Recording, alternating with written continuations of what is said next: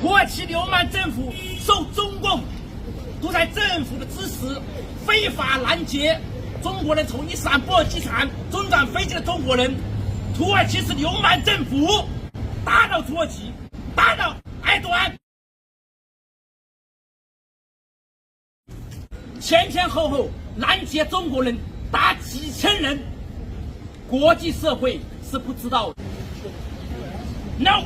We have a protest here for the Turkey government 你说报警？ because the Turkey. This is Turkey. 你说让他报 No, 警？ no, we have a protest here. No. You can call the police. You can call the police, sir.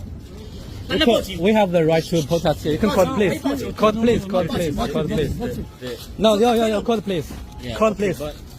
Okay, call the police. You can't stop. You can't stop You can record, but you Why are you protesting?你跟他说， Turkish have a flag. protest. because We have a we protest. have a protest because the Turkey government Yeah. they intercept the Chinese people to get on airplane Wow, to you're fly kidding. to America. You're not Yeah. allowing them to Because go. they follow the order from